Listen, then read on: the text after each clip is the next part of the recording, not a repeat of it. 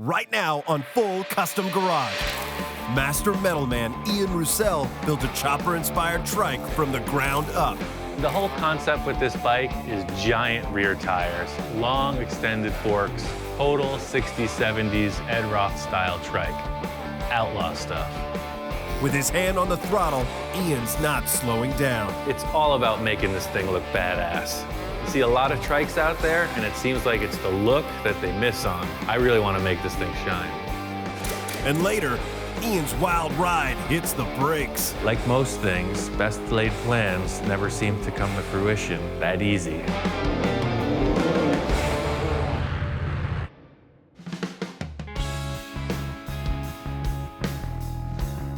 We're in Ventura, California. It's the Chopper Fest.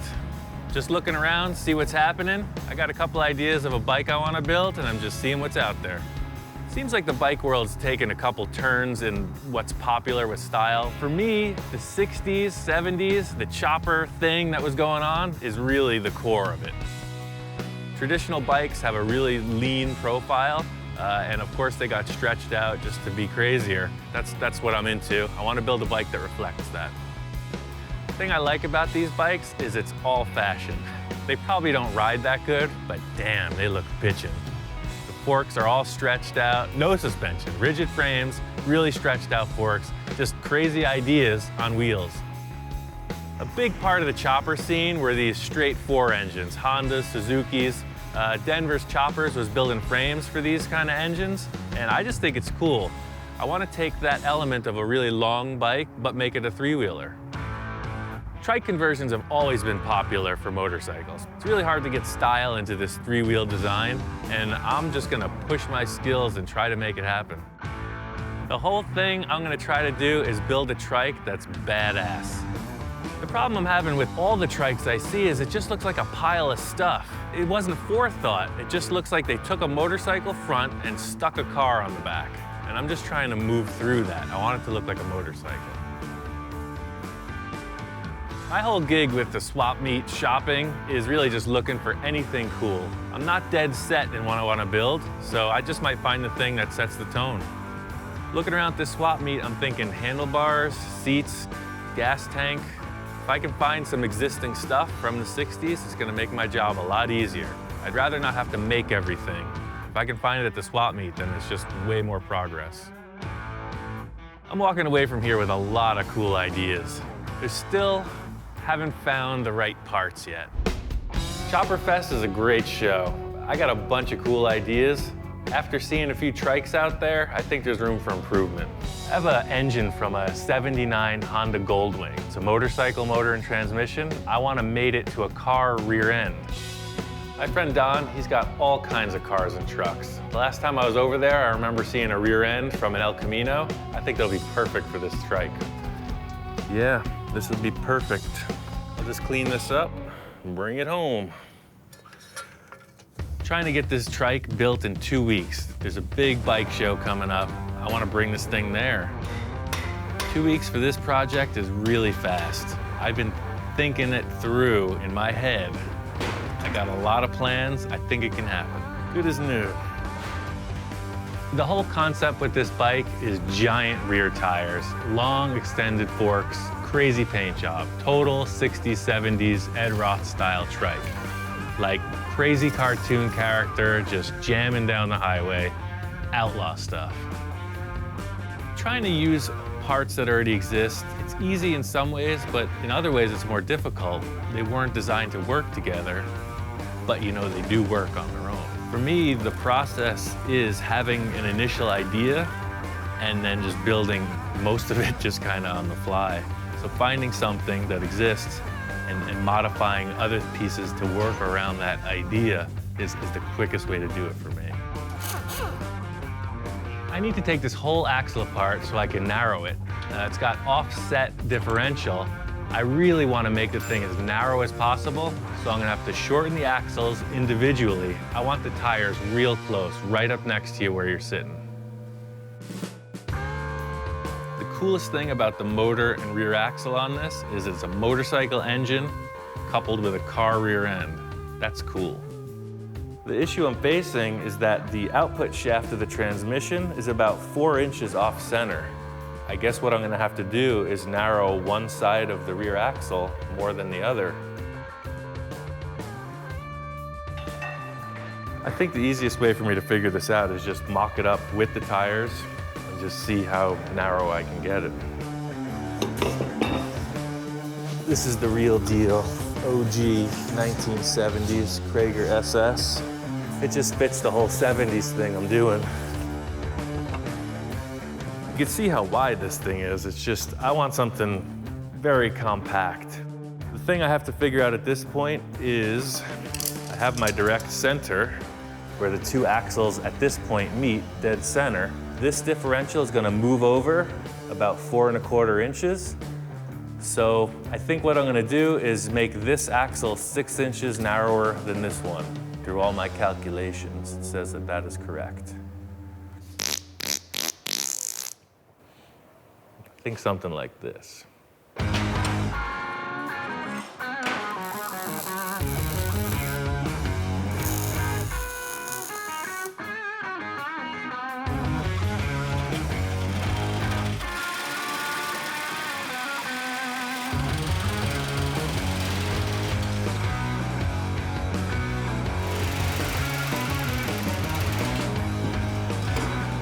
That's considerably narrower.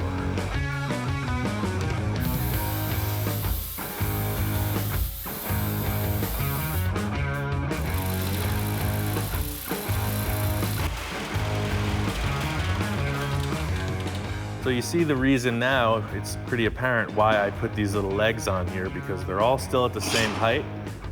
I can just move it, re-weld it.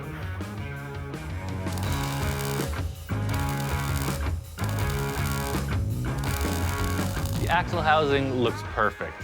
It's got different length axles, it's offset a bit. I think it's gonna work. I narrowed the housing to what I needed. This bike has an offset differential, so I just ordered a couple axles that were machined to fit. So you can see, considerably shorter than the originals. This is the test fit. Hopefully it's good.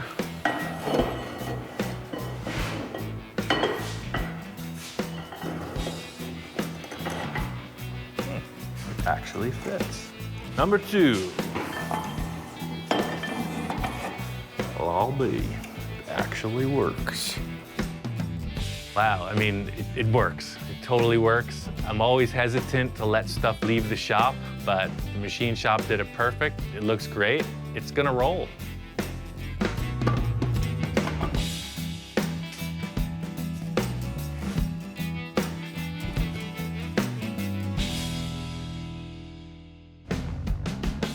This rear U-joint matches the rear axle, so that's a GM part. And I just happen to have this old U-joint from a 49 Ford laying around. So I welded them together so that it's like a miniature drive shaft. The thing about the U-joints is the only way I'm really gonna know if it works is after it's done. The shakedown run, that's what's gonna tell the tale. The way that I've been building things, it's really found objects. It's used parts, old stuff, things that really have no purpose being together. I could just buy a motor and transmission and rear axle from a supplier. They sell trike kits all day long. For me, the turn on is trying to get this thing together with all these unique parts that don't go together. I'm gonna go visit my friend Gary. He's an old school biker. I know he's got what I need. I've been in this building here for 36 years, and he mentioned something about what he was doing and on a bike, and I said, wait a minute, I think I have something buried here that you could possibly use. Long time no see, sir. Best thing about having friends like Gary is he's been around forever. He was doing the thing when this was popular, so I know he's got what I need. I'm coming to steal the forks I've been hounding you for 10 years. Oh, Yeah. nice buy. Here they are. Aha. Yeah, I was gonna do a project with them, and I never got around to it. And no sense of letting them just die. Right on. They're definitely old and used, but they got good grease in them. These are perfect, man. I've reached a point in age where, you know, I got to start clean some of this stuff out of here. You can collect only so much, and then you go, what are you ever going to use it? No. The Z-bars? Yeah. Yeah, those are wall hanger. Right. These are the real deal. These are old school. These parts are great. I just need one more thing. I looked right next to the ladder, and there it was, an Invader rim. That's an Invader rim, sir. What the heck? This is old school too, man. That'd be perfect for that front end. Tire looks like brand new. This is exactly the flavor that I was going for, man. You want the right stuff, you gotta go to the right people. Totally fits. It's exactly the combo. I didn't even realize that. It's perfect. The whole flavor of the thing is 1970s wild chopper stuff. So the forks are period correct, the handlebars are from that era, and I even got a front rim and tire. It's a good setup. Looks like it could have been back then. It's like a time machine. Well, it really helps, right? So I gotta polish all this stuff up, then assemble it. I mean, I'm not gonna re-chrome any of this stuff. It looks great. I'm just gonna clean it, steel wool it, polish it. I want it to look like it was from like a leftover, you know? Total survivor. I think these are perfect.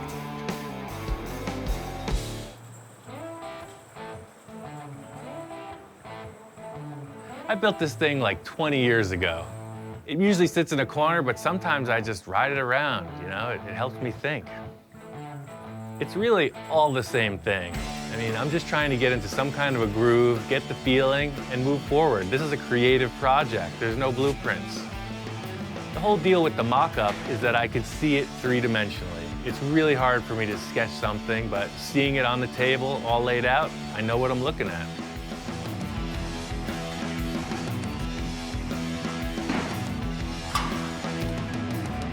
The whole concept with the mock-up is being able to make changes.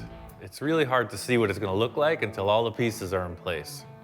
It allows me to adjust the wheelbase, move the handlebars, do my hair, you know, whatever it takes to make it right. Yeah, this is a little too low and stretched out. I'm definitely going to bring the tire in and the handlebars up. This is just the flavor I'm looking for. It's got that 70s chopper look. Thing totally came to life. I mean, it's still just sitting there on the table, but I'm already cruising on the highway. This bike has a solid rear end. It's a rigid, it has no rear suspension. I need a comfortable seat.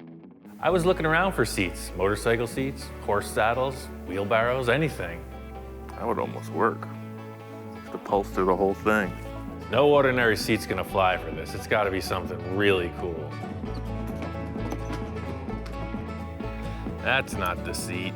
It's hard to know what this seat's gonna be, but I want something unique. It could be anywhere. People sit on a lot of stuff. Seats are around here somewhere. Just gotta find them.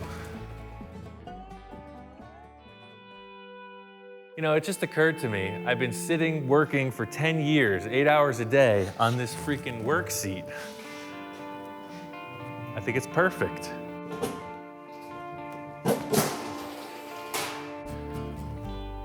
I want the seat to be right on the axle. As soon as I put it in place, I was like, wow, it's low back, really wide. It's perfect. I'm gonna put the seat right on the rear axle, so I'm gonna bend a hoop and set the seat. That way I can sit on the axle, put my hands on the bars, and decide where they should be. Using this 2-inch round tube for the seat support, I'm building the whole frame out of this. It's 1/8-inch wall, it's super strong. I'm just gonna twist it up and make my own frame.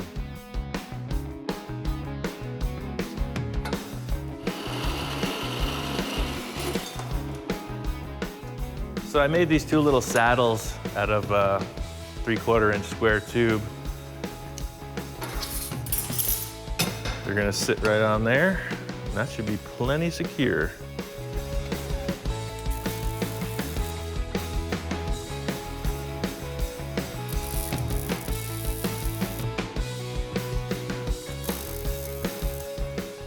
What I'm looking for, kind of Kind of low, kind of forward. That way with the rigid rear axle, you know, you're not leaning back and it's not beating up your back. It's gonna be a pretty rough ride.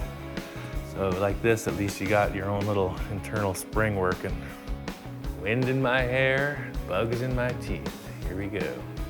I'm just working through getting this frame welded up. I really want to spend my time on the bodywork and the gas tank. You're not going to see the frame at all. It's not a feature, it's just a structural element. It's got a rigid rear end. It has no suspension in the back. So the only thing that's going to give is the headset, the Springer forks. There's no shocks, so it's got to be a strong frame. I think I'm going to set up the top tube in the frame so that the gas tank sits above it. Like you see the Frisco-style choppers with the gas tank above the frame. I kind of want to reflect on that. Most times you'll see like a straight backbone that comes through straight up into the headset. I put a little bend in it because I don't want a big like tunnel through the gas tank. I want to put as much fuel in here as possible. Because it's going to be a Coffin tank, I was thinking it would just follow the line of this bend. You'd have a big open shape that held a lot of fuel.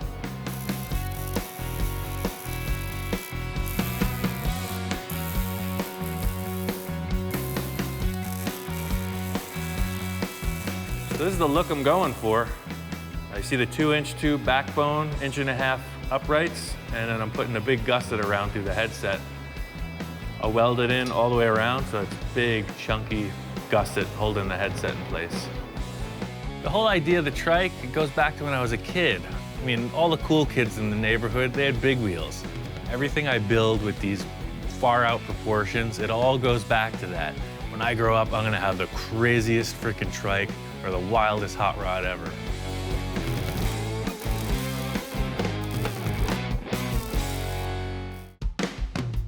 Coffin gas tank is iconic. Late 60s, 70s, chopper stuff. I want to build a Coffin tank just like I saw in the magazines. So this is the start to the gas tank. Just laying out a couple quick measurements of what I want it to be. At this point, I'm just eyeballing it. You know, I'm putting out a center line, I'm setting up the top dimension of the tank, and I'm just gonna put it in the sheet metal brake and fold it, see how it looks. The main reason for using cardboard or hard paper is that you can create a 3-dimensional mock-up of what you're building. It's way cooler than some computer-generated image. That's pretty cool. That'll work. What I'm building is a take on this classic Coffin tank, they call it. Has flat sides, kind of faceted, sort of like a diamond, or like a coffin. The Coffin tanks are pretty basic because they're just flat panels bent on a sheet metal brake. It's pretty simple. No English wheel, no special hammers. You just bend flat panels and weld them together.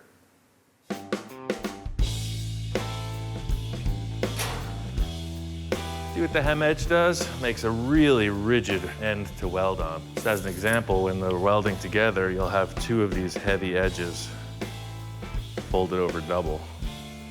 You can see how if I bend it, it's going to interfere with the next panel. So I got to clamp these to the table and fold them with a hammer.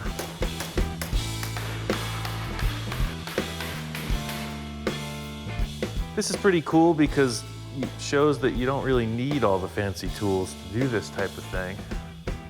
This is the last bend. This type of fabrication really reflects everything I've been doing, is just try to figure it out and make it happen. I've never had the luxury of so many fancy tools. Sometimes you just gotta go backwards, like this.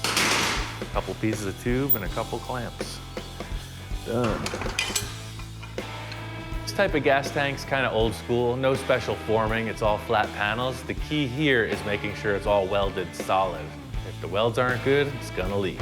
If it leaks, you're on fire. That's no good.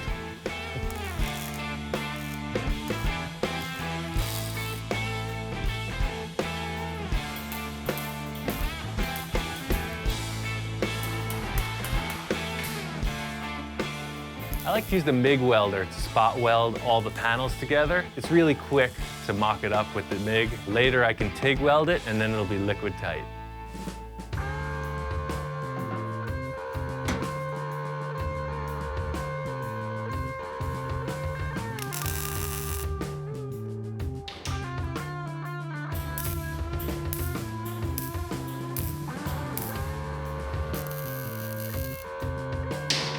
Looks good.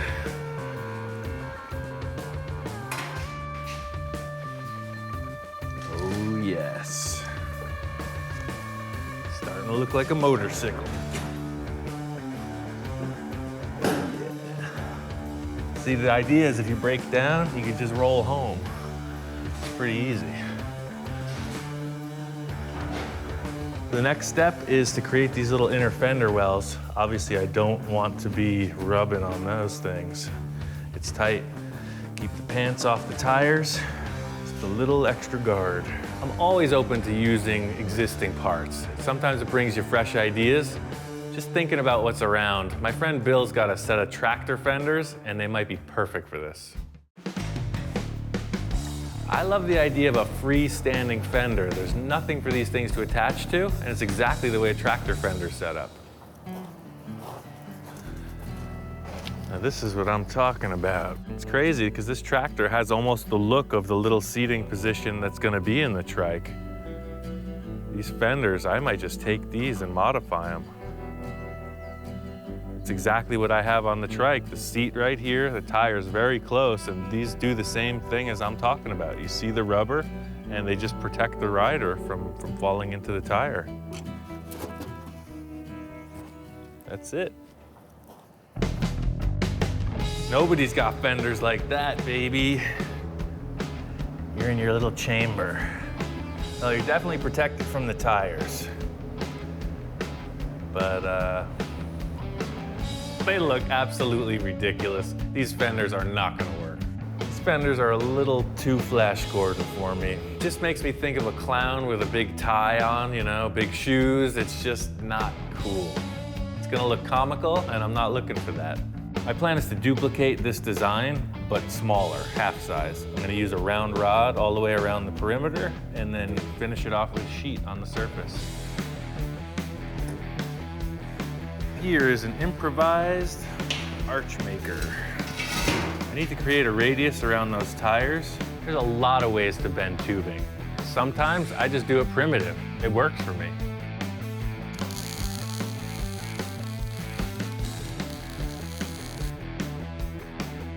Weld the end, flip her over, and roll out the barrel.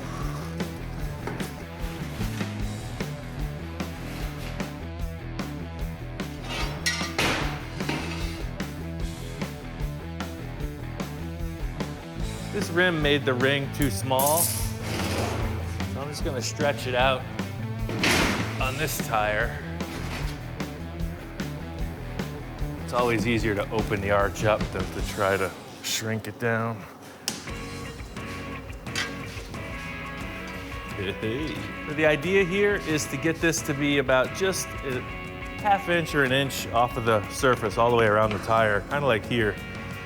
So all you do is just start to beat on it.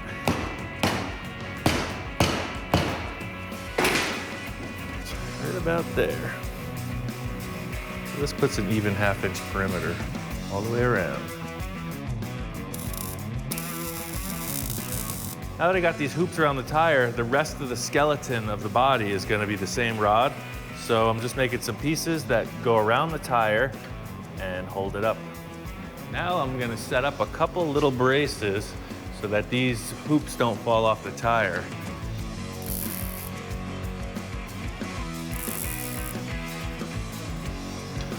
Really, the only way you can create these shapes is by eye. You just put it in, give it a little twist, put it back on.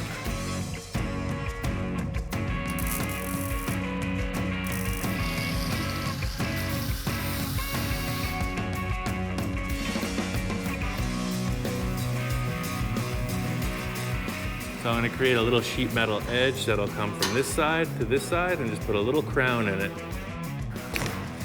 This is why a man would want soft cardboard, for those very delicate areas. So my plan, cut the steel a little bit bigger. This is just a rough guide.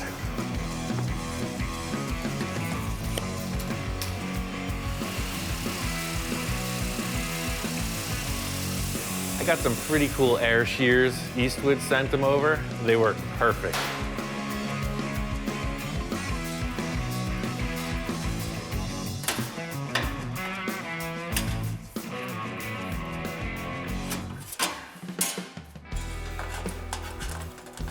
one of those instances where you realize you can never have too many clamps. You can see it swings down and then out and then back around, and it's all one panel. It's going to be a lot easier when it comes to bodywork because there's no welded seams. Some people may cut it on the highs and lows, but I just swung it right around.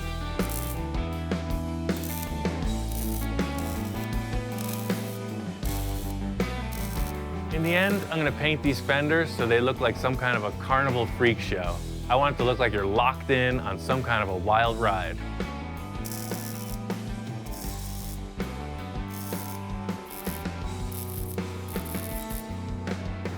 All right. It's getting closer. The whole idea with the fenders, you can see now, your legs ain't gonna rub. It's perfect. You got just enough to keep you off of that. Still got your wheelchair action. It's pretty cool. Something about the bars that were on the forks, they just looked a little too small proportionally in relation to the rear tires especially.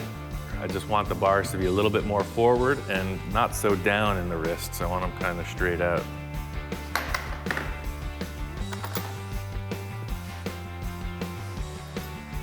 I feel like with those giant back tires, the handlebars should be a little beefier, so I'm gonna make them out of this 1.5-inch round.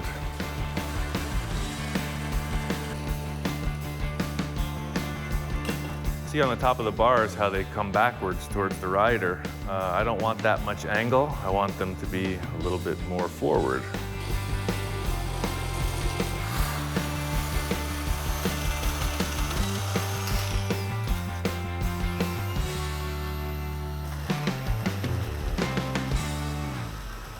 I want a little bit of pullback, so I'm just gonna put this piece of bar stock under it. And I'll set up the angles like so. And that should be good.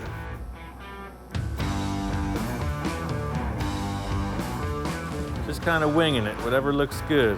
If they don't look good, I'll make another set. How's that sound?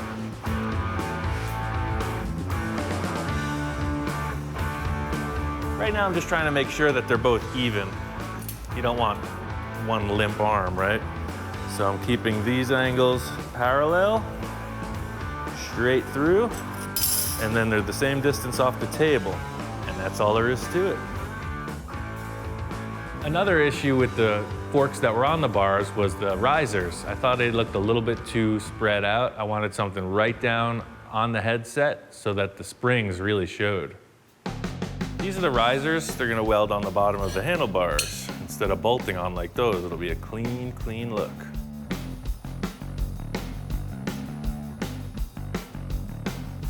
See, I welded the little nut inside. Then there's the bottom plate. Makes it very, very strong.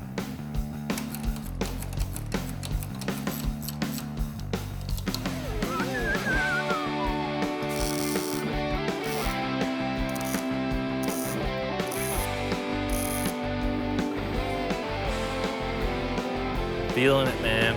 I'm feeling it. Born to be mild. The bike's really coming together. It's got the flavor. The handlebars were like the final touch with the fabrication. It's on. Now that the fabrication's done, I'm really starting to think about some crazy paint job ideas. But even that's getting ahead of myself. I need to make sure this motor runs. It's been sitting around for a while, and I hope it still works. This build's coming along great. The next big thing I gotta deal with is the engine. So I'm gonna try to adapt a Volkswagen Carburetor to this Honda engine.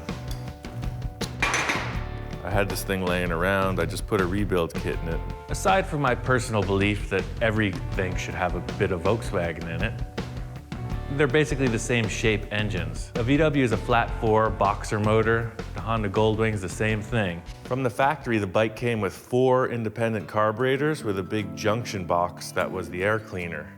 It was really well designed for maximum performance, but they're gone. In looking at the Volkswagen motors, they have a center carburetor with a long runner connecting both cylinder banks, and then they have a short splitter like on the dual port manifolds. It seems that they tried to make this as even and short as possible. So I'm gonna try to replicate that. Bought these U-bends, and of course they're not the right radius. They don't match from cylinder to cylinder. So the first step is to cut them so that they fit the existing intake from the Honda.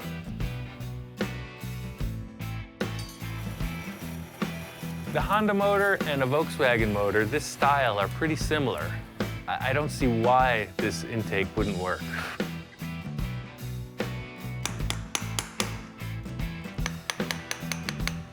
Those two half circles you see coming out of the castings will get welded together, and then there'll be a port cut on the inside edge of each of them where the crossover tube mounts. Next, I'm gonna make a tube that crosses over the engine.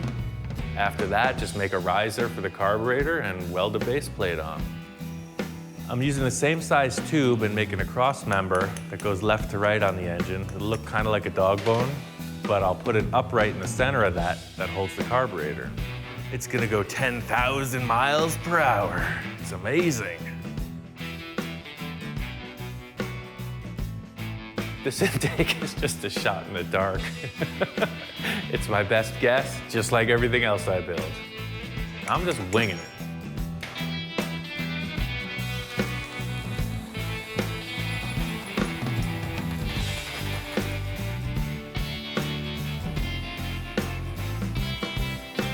Found this cool little air cleaner. It's more just like a wire screen, but I modified the end of it so that it fits the VW Carb.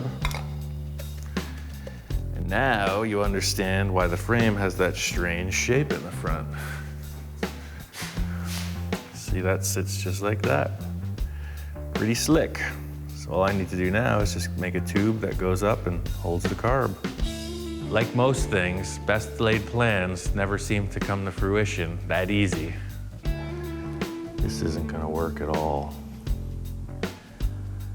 I didn't take into consideration the way the throttle linkage is gonna hit the manifold. Pretty much married to the idea of the intake being this shape. I gotta come up with a way to make this work. I think I'm just gonna make a curved tube that sets the carb a little bit forward. I had intended it for it to be right on top of the intake, but it's gonna be a little bit offset.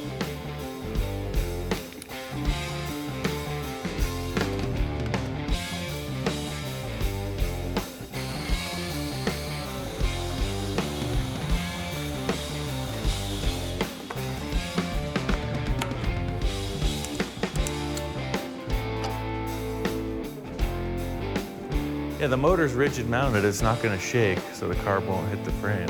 It's all good. Bitchin'. I think it looks great. It's exactly what I was thinking. You always gotta jump hurdles to get there. In the end, it's what I wanted. Now that I got the intake squared away, I'm stoked. It looks like it's gonna go. I don't know if it's gonna work. It's time to try to start this thing. It's the moment of truth. All right, let's try to give it some fire.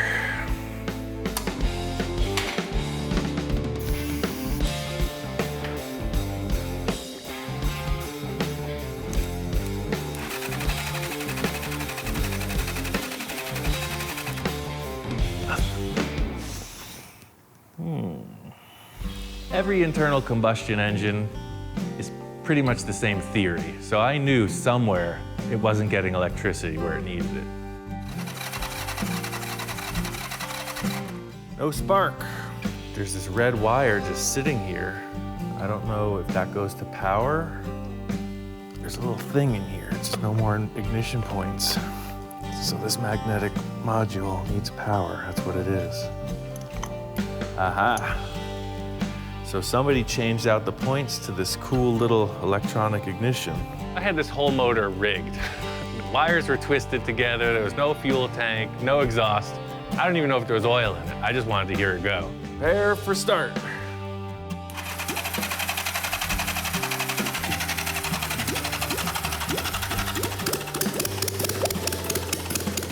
As soon as I put power to that red wire, like a light switch, it started right up. Next step is to get the tank and the fenders painted. Pull this motor back out, shine it all up, run the fuel lines, electricity, and ride it.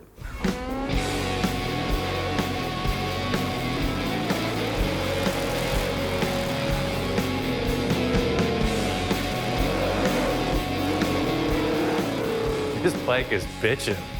I'm really stoked. I mean, it totally works. It feels good, it's got plenty of power. I couldn't have done it better myself.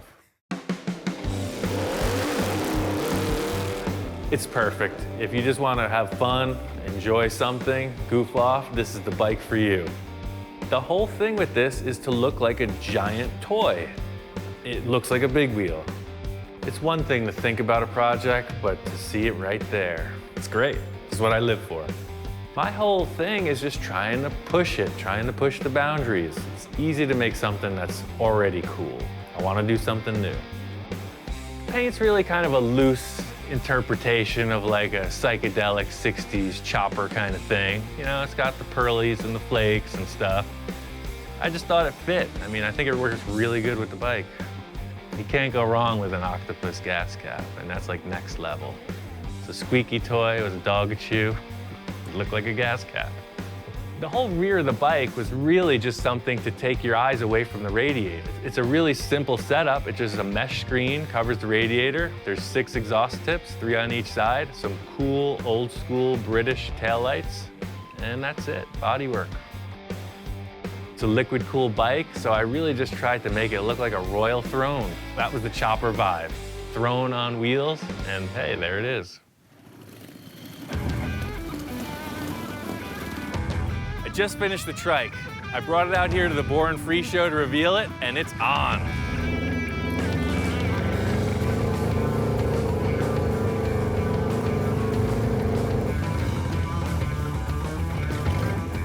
Born Free show was the perfect venue to take this to.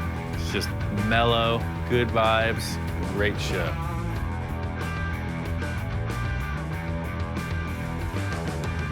I feel like this show really embodies that 60s, 70s hand-built bike vibe.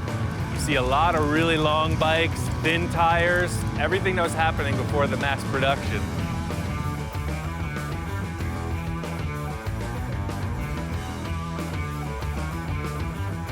I have a Trike myself, a Chopper Trike Ironhead. And this one here is totally hand-built. It's one of a kind, totally unique. Whoever put this together knew what they wanted as opposed to anything else. I mean, you're not going to see 2 of them. And we're looking at the drive shaft on this, going to the rear end axle. Just it's totally unique. I've always built Japanese bikes, and I noticed this had an old Goldwing motor in it. That's from the same era as the bikes I build, so I came over and took a look at it. I like all the angles, you know. I like a style of bike called a digger, and they had angled tanks like that, you know, like mid-70s sci-fi type of stuff. And I noticed that before I even realized it had the Japanese motor in it. Once I saw the Goldwing, that just topped it off. Didn't notice it until we stood here, but it's got a seat off a lawnmower on it, you know, and it's perfect. Nobody would ever guess, but I mean, he did the same thing, just home built, different ideas, and it works perfectly.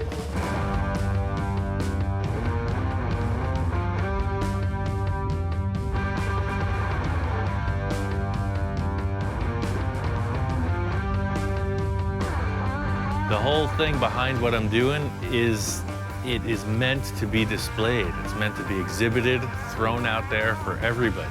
It's pretty sick. You can make a Honda Goldwing look cool.